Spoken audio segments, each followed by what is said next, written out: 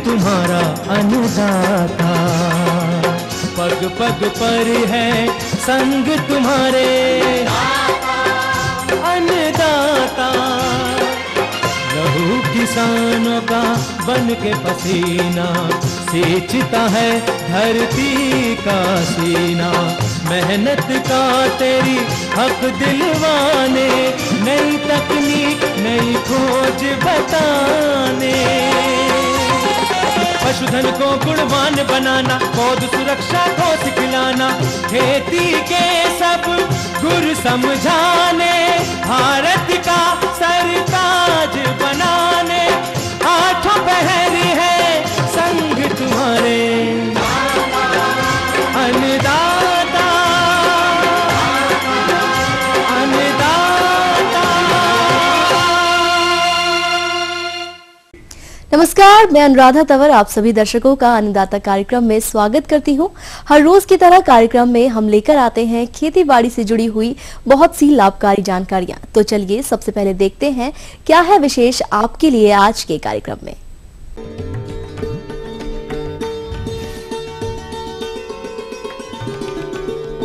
लीची की फसल में कीट नियंत्रण।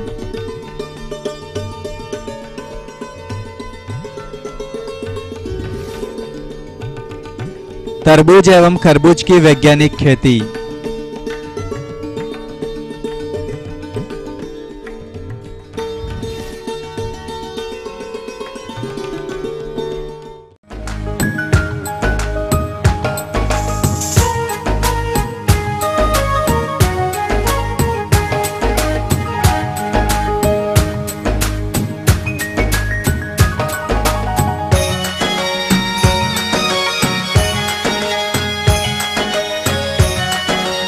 बागवानी में लीची की बात करें तो इसके बाग अपने प्रदेश में व्यापक क्षेत्रफल पर हैं।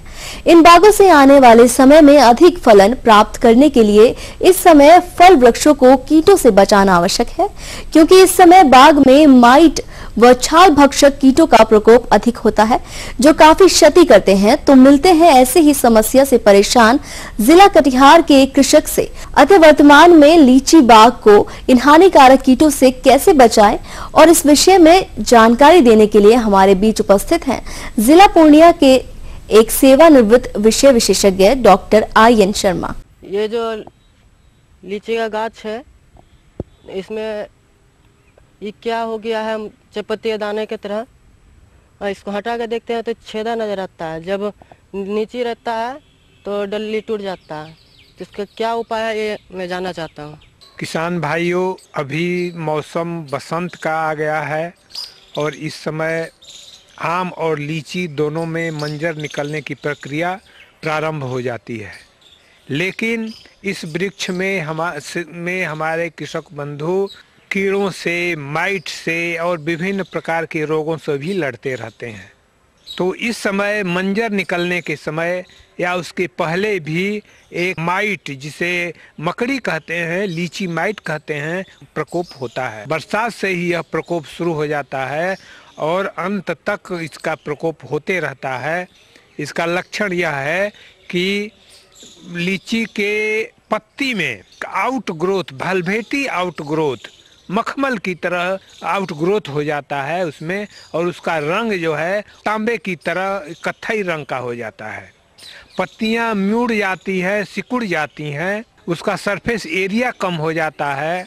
पत्ती पर जो क्लोरोफिल है वह हरापन से बदल करके वह भूरा हो जाता है। साथ ही जो माइट उससे रस चूसते हैं वह रस पौधे का भोजन है और उसको वह खाते रहते हैं, जिससे आपके लीची के पौधे में जो इन्फ्लोरेसेंस है, जो फूल निकलने की प्रक्रिया है, वह भी बाधित हो जाती है और उससे आपका फल निम्न होगा और उसका उपज में भी काफ़ी ह्रास होता है। दूर से ही आप अपने लीची के बाग में यदि गुजरते हैं तो वह दिखाई पड़ता है कि पूरी पत्ती सुकड़ी हुई टेढ़ी मेढ़ी है। और इस माइट को आप कंट्रोल करने के लिए खास करके शुरू से ही, बरसात के समय से ही यदि प्रक्रिया प्रारंभ करेंगे तो आपको अच्छा से अच्छा फल मिलेगा।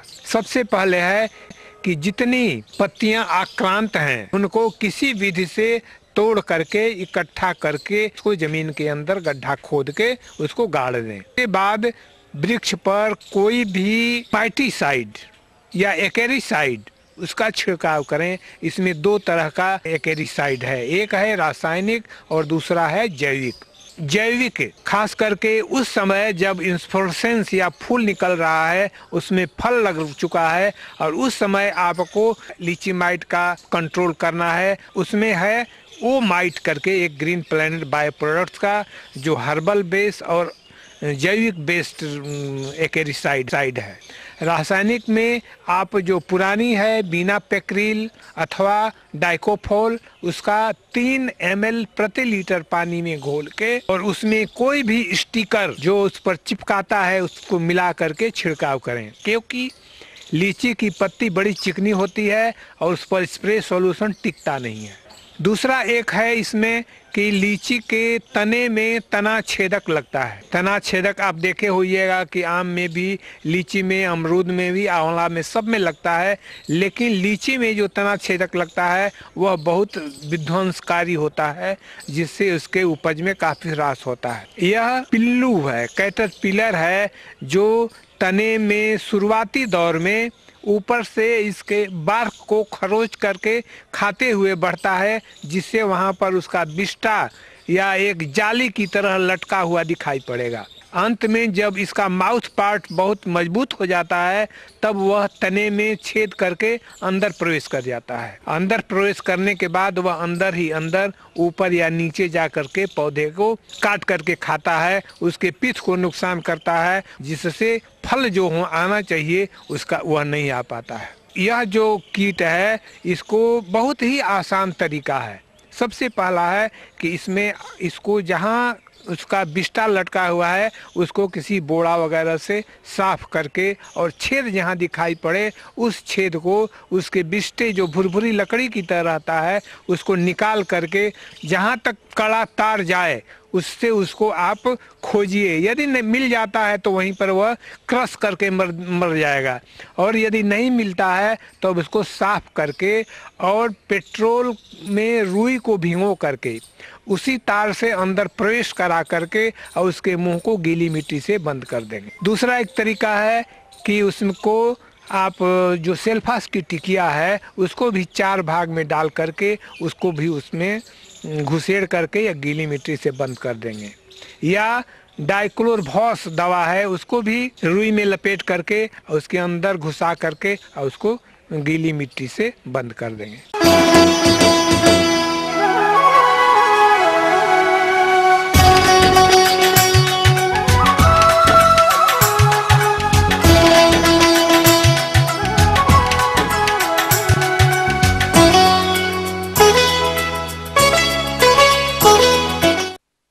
मसाला वर्गीय फसल अदरक की फसल हमारे जिन किसानों ने लगाई होगी उनकी फसल अब खुदाई योग्य हो गई होगी, परंतु किसान भाइयों को ध्यान देना होगा। जैसे अदरक की परिपक्वता की पहचान खुदाई एवं खुदाई के बाद कंदों की सफाई इत्यादि कार्यों को बड़ी सावधानी पूर्वक एवं सही तरीके से करें, अन्यथा किसी भी प्रकार की कमी रह गई तो अदरक के कंद की गुणवत्ता खराब हो जाती है, जिससे उसका उचित बाजार मूल्य भी नहीं मिल पाता। अतः किसान भाइयों, अदरक के खुदाई एवं खुदाई पश्चात कौन कौन से महत्वपूर्ण कार्यों को ध्यान में रखना है, इसकी विस्तार से जानकारी दे रहे हैं प्रगतिशील कृषक भरत खेत्रपाल। अदरक की खेती की जाती है और हमारे जिन किसान भाइयों ने यह फसल लगा रखी होगी वह अभी परिपक्व अवस्था लिए खेतों में खड़ी होगी और कहीं कहीं तो इसकी खुदाई का कार्य भी चल रहा होगा, जो कि बहुत महत्वपूर्ण कार्य है। लेकिन प्रायः देखने में आता है कि हमारे किसान भाई जानकारी के अभाव में इसकी खुदाई करते समय रखी जाने वाली सावधानियों जैसे कि फसल की परिपक्वता की पहचान, खुदाई का तरीका, कंदों का आकार, साफ सफाई एवं श्रेणीकरण आदि पर विशेष ध्यान नहीं देते। साथ ही अकुशल मजदूरों द्वारा खुदाई करवाने पर कंदों का क्षतिग्रस्त होना भी देखा जाता है। फलस्वरूप अच्छा उत्पादन मिलने के बावजूद भी हमारे किसान भाइयों को कम बाजार भाव में ही संतोष करना पड़ता है और इस प्रकार हमारे किसान भाइयों को आर्थिक हानि उठानी पड़ती है। इस वक्त हमारे यहाँ अदरक की खुदाई का कार्य चल रहा है जैसे कि हमने अप्रैल के अंतिम सप्ताह में इसकी बोनी की थी। ये सुप्रभा किस्म की अदरक है जिसका कि ब्रीडर हमने लगाया था और अभी इसकी खुदाई हमने अभी चालू की है और अब इसकी मार्केटिंग का कार्य कर रहे हैं। इस वक्त ये लगभग अपने पत्तों को लगभग सुखा रही है, जैसा कि आप देख सकते हैं। तो यानी मैच्योरिटी की तरफ ये अपना पूरी तरह बढ़ चुकी है। फिर भी अभी जड़ें वगैरह इस पे बंधी हुई हैं हल्का सा। जैसे ही थोड़ा सा मिट्टी में भुरभुरापन आए तो हम इसकी खुदाई शुरू करवा देते हैं। और मान लीजिए काफ़ी अगर ज़्यादा दिनों तक से वो होती है तो इसकी सिंचाई भी एक तरफ से मतलब कुछ, जैसे कि आप देख रहे हैं कि ये ड्रिप में लगा हुआ है, तो हम जितने मांदों को खोदना होता है उसको 15-15 दिन पहले उसकी सिंचाई बंद कर देते हैं। उसका ड्रिप से मतलब उसकी नालियों को बांध करके उसकी सिंचाई बंद करने के बाद में इसकी खुदाई चालू करवाते हैं। तो जितनी ज़्यादा मिट्टी सूखी होगी उतना उसमें लेबर का प्रबंधन हमको कम करना पड़ता है और उतनी ज़्यादा मात्रा में इसकी खुदाई होती है। जहाँ तक विपणन व्यवस्था की बात है, इसकी बिक्री में हमको बहुत ज़्यादा दिक्कत नहीं होती और हम भी थोड़ा सा प्रयास ये करते हैं कि एक दिन में अपन ज़्यादा से ज़्यादा मात्रा में ना भेज करके इसकी रोज़ मार्केटिंग करें। मतलब कुछ मात्रा में 1.5 कुंटल 2 कुंटल कभी 3 कुंटल इस तरह से खुदवा करके बेचते रहने से हमको क्या है सभी दिनों का बाजार का मूल्य मिल पाता है और एक उसका पैसे का भी एक रोटेशन सा बना रहता है कि मतलब रोज जब बाजार में कुछ ना कुछ जा रहा है अपना और कुछ ना कुछ उससे व्यवस्था हमारी बनी रहती है। किसान भाइयों, जैसा कि हम सभी जानते हैं कि अदरक एक लंबी अवधि वाली फसल है जो कि 8 से 10 माह में पककर तैयार होती है, लेकिन इसकी एक परिपक्वता का आधार इसकी प्रजातियों के ऊपर भी निर्भर करता है। जैसे कि अदरक की सुप्रभा किस्म लगभग 225 से 230 दिन में पककर तैयार होती है। इस प्रकार अदरक की अन्य किस्में अलग अलग दिन में पककर तैयार होती हैं। सामान्यतः अदरक की फसल की परिपक्वता की पहचान के लिए भौतिक रूप से जब फसल की पत्तियां पीली पड़ जाएं और मुरझाकर सूखने लगे तब यह अवस्था खुदाई के लिए उपयुक्त होती है। खुदाई के समय यदि भूमि में नमी ना हो तो हल्की सिंचाई देना चाहिए। हल्की सिंचाई से हमारा तात्पर्य है कि भूमि ज्यादा गीली ना हो, अन्यथा इसका विपरीत प्रभाव पड़ता है जिससे कि कंदों के साथ अधिक मिट्टी निकलती है तथा कंद के टूटने की संभावना भी बनी रहती है। खुदाई हमेशा खुरपी या फावड़े से करना चाहिए। खोदते समय कंद को कटने या टूटने से बचाना चाहिए। खुदाई हमेशा कुशल मजदूरों द्वारा ही कराना चाहिए। खुदाई के उपरांत कंदों को पत्तियों से अलग करना चाहिए। इसके उपरांत इन्हें एक साफ सुथरी जगह इकट्ठा करना चाहिए तथा 2 से 3 बार स्वच्छ पानी में धोकर साफ स्थान पर रखना चाहिए। साफ स्थान के रखने के बाद मजदूरों की सहायता से इनका श्रेणीकरण करना चाहिए। श्रेणीकरण करने के उपरांत इन्हें अलग अलग आकार के हिसाब से विभाजित करके अलग अलग रखना चाहिए जिससे कि अलग अलग आकार के कंदों का अच्छा बाजार भाव प्राप्त हो सके। श्रेणीकरण करने के उपरांत इन्हें 1 दिन तक धूप दिखाना चाहिए। तदुपरांत इन कंदों को बाजार में बेचने हेतु भेजना चाहिए। किसान भाइयों, यदि बताई गई विधि द्वारा आप अदरक की खुदाई करते हैं तो आपको निश्चित ही अदरक की फसल से अच्छा लाभ प्राप्त होगा। ये थी कुछ उपयोगी जानकारियां। अब लेते हैं एक छोटा सा ब्रेक, जल्द लौटेंगे और कार्यक्रम में आगे है महत्वपूर्ण जानकारियां। बने रहिए हमारे साथ। दुधारू पशुओं में परजीवियों के निदान पर जानकारी।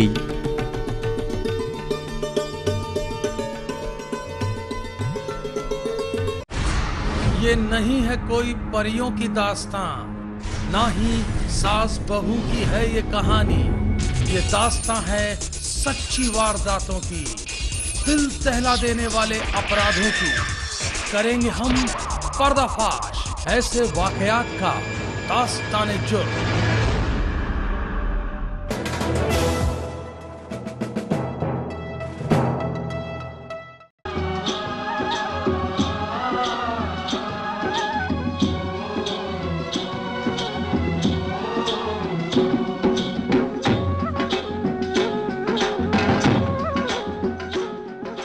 ब्रेक के बाद एक बार फिर से आप सभी दर्शकों का अन्नदाता कार्यक्रम में स्वागत है। बढ़ते हैं अगली प्रस्तुति की ओर।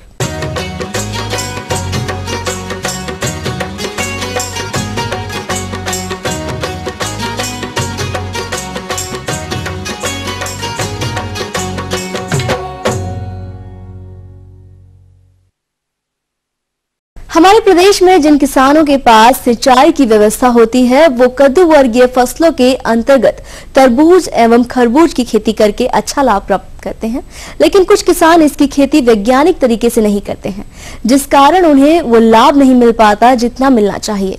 अतः आज हम आपको तरबूज और खरबूज की उन्नत किस्म एवं वैज्ञानिक खेती की विस्तार से जानकारी देंगे इस प्रस्तुति के माध्यम से। कद्दू वर्गीय फसलों में अधिकतर फसलें सब्जियों हेतु लगाई जाती हैं, लेकिन तरबूज एवं खरबूज की बात करें तो इसकी खेती हमारे प्रदेश में नदियों के किनारे दियारा खेती के रूप में की जाती है। इनका उपयोग सीधे ही खाने के लिए किया जाता है। यदि हम इसको समय से तैयार करके बाजार में भेज सकें तो होने वाले लाभ को बढ़ाया जा सकता है। इसी बात को ध्यान में रखते हुए इस समय किसान तरबूज की बुवाई हेतु खेत की तैयारी एवं कृषि आदानों की खरीद फरोख्त में लगे हुए हैं, परंतु अक्सर देखने में आता है कि किसानों द्वारा किस्मों का चयन, बीजोपचार, बुआई दूरी इत्यादि का ख्याल नहीं रखा जाता है, जिससे उचित अंकुरण नहीं होता है, और यदि अंकुरण हो भी गया तो कमजोर पौध संख्या एवं कीट रोगों का आक्रमण हो जाता है, जिसका खामियाजा उन्हें आगे चलकर कम उत्पादन के रूप में भुगतना पड़ता है। अतः किसान भाइयों, तरबूज एवं खरबूज की फसल से अधिकतम उत्पादन हेतु इसकी वैज्ञानिक बुवाई तकनीक पर विस्तृत जानकारी के लिए देखिए कार्यक्रम की यह विशेष प्रस्तुति।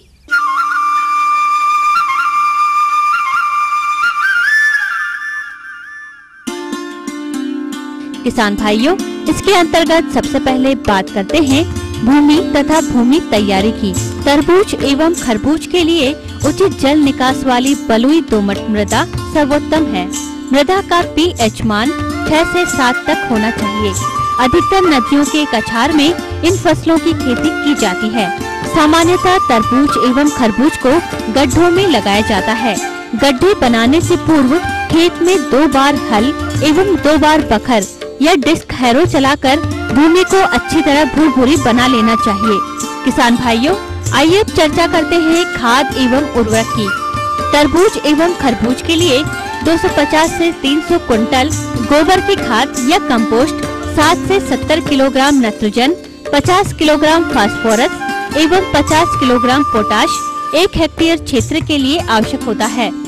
गोबर की खाद या कंपोस्ट पोटाश स्फूर की संपूर्ण एवं नाइट्रोजन की 1/3 मात्रा बोने के पहले देते हैं। बची हुई नाइट्रोजन की मात्रा बोने के 25 एवं 45 दिनों बाद देते हैं। इसके बाद बात आती है इनके उन्नत प्रभेदों की, जिसके अंतर्गत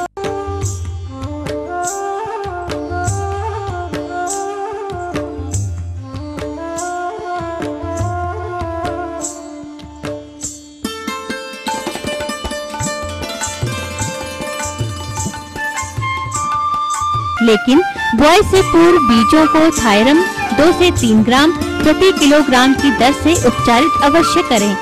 बीज को 24 से 36 घंटे तक पानी में भिगोकर रखने के बाद बुआई करने से अच्छा अंकुरण होता है एवं फसल 7 से 10 दिन पहले आ जाती है।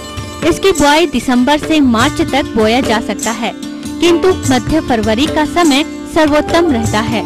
आइए बात करते हैं इसकी बुआई विधि की। इस विधि में लगभग 2 मीटर चौड़ी एवं जमीन से उठी हुई पट्टियां बनाकर उनके किनारे पर 1 से 1.5 मीटर की दूरी पर बीज बोते हैं। किसान भाइयों, इसकी खेती में आप मल्च का प्रयोग भी कर सकते हैं, जिससे खेत में खरपतवार तो कम उगेंगे ही, साथ ही नमी संरक्षण भी होगा। अब बात आती है सिंचाई की। ग्रीष्मकाल ऋतु की फसल होने के कारण एवं बलुई दोमट एवं बलुई मृदा में उगाए जाने के कारण सिंचाई के कम अंतराल एवं आवश्यकता होती है। नदी के किनारे लगाई गई फसल को पौधों के स्थापित होने तक ही सिंचाई की आवश्यकता होती है। अन्य स्थानों पर तीसरे या चौथे दिन सिंचाई करनी चाहिए। फसल की उचित बढ़वार हेतु जब पौधे छोटे रहें, उस समय तक 2 बार अच्छी तरह गुड़ाई कर खेत के पूरे खरपतवार निकाल देना चाहिए। बेली बढ़ने पर खरपतवारों की वृद्धि रुक जाती है। नींदा नियंत्रण के लिए एलाक्लोर 50 EC 2 लीटर सक्रिय तत्व प्रति हेक्टेयर दर से बोने के बाद एवं अंकुरण पूर्व छिड़काव कर मृदा में मिला दें। आइए बात करते हैं कीट व्याधियों के बारे में, जिनमें सबसे प्रमुख है कद्दू का लाल कीड़ा, फल मक्खी। इसकी रोकथाम के लिए मेलाथियान 50 EC 1000 मिलीलीटर प्रति हेक्टेयर के हिसाब से छिड़काव करें।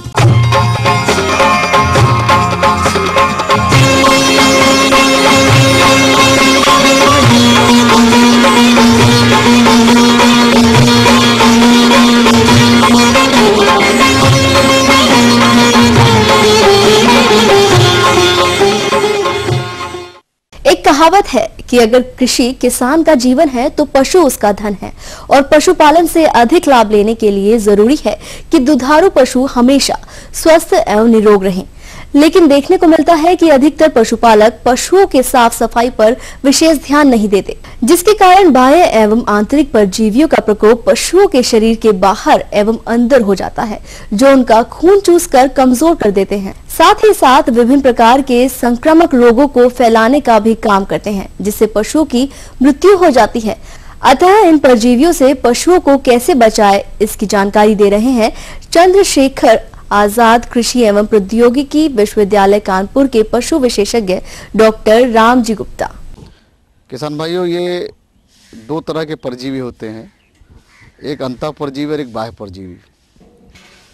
जो अंतः परजीवी होते हैं तो जैसा कि आप जानते हैं कि जो हमारा चारा रहता है या दाना रहता है या दूषित पानी पीने की वजह से इनके पेट में बराबर बढ़ता है। किसान भाइयों, ज़्यादातर ये देखा जाता है कि जो छोटे बच्चों में हमारे मृत्यु दर है वो इन्हीं आंतरिक परजीवियों की वजह से ज़्यादा देखने को मिलती है। जैसा कि आप देखते होंगे कि बच्चा जैसे ही महीने डेढ़ महीने का होता है तो ऐसा लगता है कि शरीर में उसके कुछ नहीं लग रहा है, बिल्कुल हड्डी सी दिखाई पड़ती है और नीचे पेट लटक सा जाता है। जब ऐसी कंडीशन हो तो आप समझ जाइए कि तुरंत इसमें जो है कीड़े मारने की दवा देना नितांत आवश्यक है।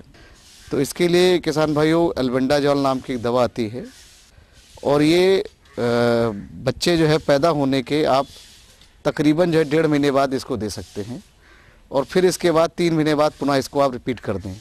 इससे छोटे बच्चों में मृत्यु दर कम हो जाएगी। इसके अलावा कभी कभी देखने को मिलता है कि जो हमारे बड़े जानवर होते हैं उनमें आँख में कीचड़ आने लगता है या आँख से आंसू टाइप के निकलते रहते हैं। जब भी कभी ऐसी कंडीशन दिखाई दे तो आप समझ लीजिए कि इनके पेट में कीड़े की मात्रा बढ़ रही है। इसके जो पेट के आंतरिक कीड़े हैं इनको मारने के लिए हम विभिन्न प्रकार की दवाइयाँ देते हैं और इनको रेगुलरली जो है 6-6 महीने के अंतराल पर अवश्य दे दें। ये जो दवाएं हैं इनका क्रम कुछ इस तरह से रखेंगे। पहली बार यदि हम एल्बेंडाजॉल देते हैं तो दूसरी बार हम नीलवर्म ले लें, तीसरी बार पेनाक्योर ले लें और चौथी बार पिपराजिल ले लें। इन दवाओं को बदल बदल के इस्तेमाल करना है। किसान भाइयों, यदि आप टीकाकरण कराने जा रहे हैं तो निश्चित रूप से टीकाकरण से पूर्व डिवर्मिंग अवश्य कर दीजिए, मतलब पेट के कीड़े मारने की दवा अवश्य दे दें। यदि आप पेट के कीड़े मारने की दवा पहले दे देते हैं तो जो टीके का असर है वो बहुत अच्छा देखने को मिलता है, ऐसा प्रयोगों में सिद्ध हो चुका है। अब बात करते हैं हम लोग बाह्य परजीवी की। तो बाह्य परजीवियों में किसान भाइयों, जैसा कि आप जानते हैं अभी जाड़े का मौसम हमारा चल ही रहा है और ऐसे मौसम में हम अपने जानवरों को बहुत ज़्यादा नहला नहीं पाते हैं, उनकी साफ़ सफाई नहीं कर पाते हैं। तो ऐसे मौसम में जो हमारे बाह्य परजीवी हैं उनकी मात्रा बढ़ जाती है और ख़ास तौर पर जो हमारे संकर पशु के नस्ल होते हैं उनमें ज़्यादातर देखने को मिलते हैं। जो कीड़े हैं उनमें प्रमुख रूप से किलनी है, चिचड़ी है, जू है, पिस्सू है इत्यादि सब देखने को मिलते हैं। इनमें से कुछ जो कीड़े होते हैं जो बाह्य परजीवी हमारे होते हैं, इनका काम यह है कि ये खून तो शरीर पर पीते हैं जानवर के, और लेकिन जब अंडा देना होता है तो ये ज़मीन पर उतर आते हैं और इसके बाद ज़मीन पर अंडा देने के पश्चात पुनः जो है ये शरीर पर वापस हो जाते हैं और फिर खून पीना प्रारंभ कर देते हैं। किसान भाइयों, इसके लिए एक ब्यूटॉक्स नाम की दवा आती है और इसको लगाने का तरीका ये रहता है कि 1 लीटर पानी में 2 ढक्कन दवा डालना है बड़े जानवरों के लिए और छोटे जानवरों के लिए 2 लीटर पानी में 1 ढक्कन दवा डालनी है।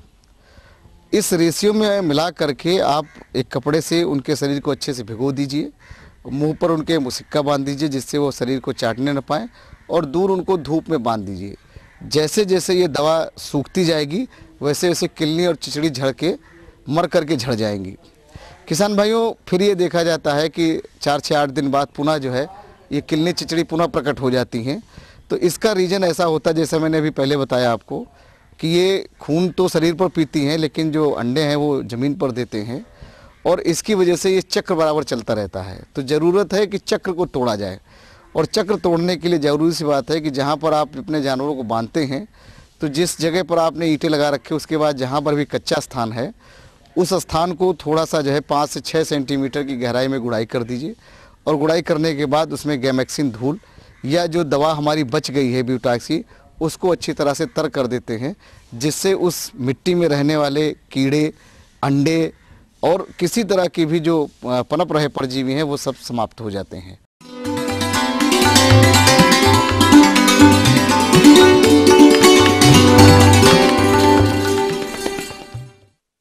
अन्नदाता हेल्पलाइन निशुल्क फोन संपर्क सेवा के माध्यम से आपके द्वारा पूछे गए प्रश्नों में से 1 या 2 महत्वपूर्ण प्रश्नों को हम अपने कार्यक्रम में शामिल करते हैं। इसी के तहत आज का चयनित प्रश्न और उसका जवाब इस प्रकार है।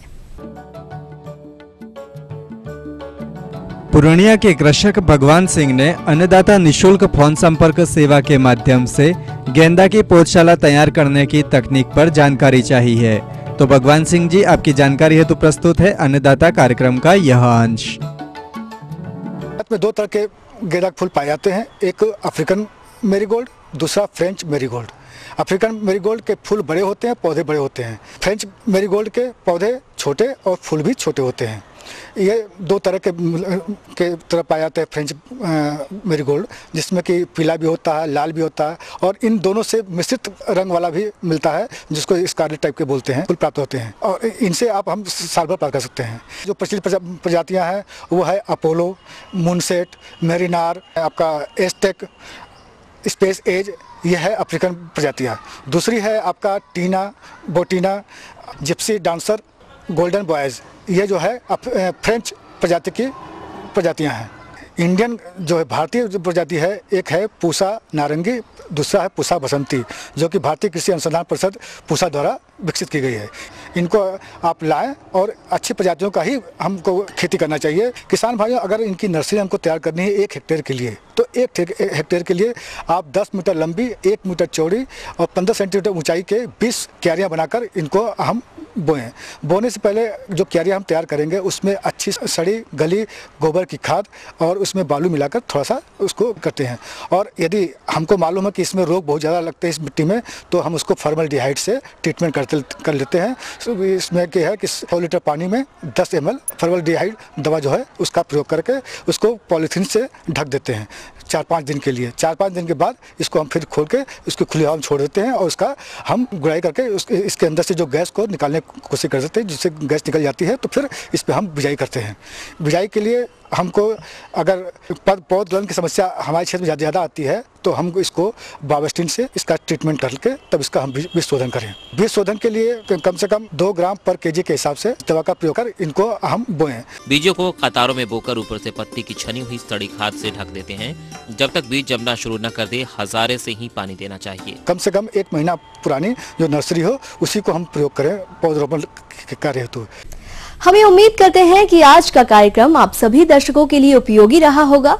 किसान भाइयों, अन्नदाता आपकी सेवा के लिए संकल्परत है। कृषि संबंधित समस्या एवं सुझावों के लिए आप हमें इस पते पर संपर्क कर सकते हैं। प्रोड्यूसर अन्नदाता ETV Bihar Jharkhand, Ramoji film city Hyderabad 501512। साथ ही आप हमें ईमेल भी कर सकते हैं।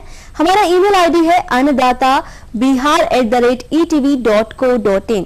इसके अतिरिक्त आप हमें निशुल्क हेल्पलाइन नंबर 18004254 पर दोपहर 2 से 3 बजे के बीच संपर्क कर सकते हैं। फिलहाल अन्नदाता की पूरी टीम को दीजिए इजाजत। कल फिर सुबह 6:30 बजे लेकर आएंगे कृषि एवं कृषि से व्यवसायों से संबंधित महत्वपूर्ण जानकारियां, जो आपके लिए काफी लाभकारी होंगी। नमस्कार।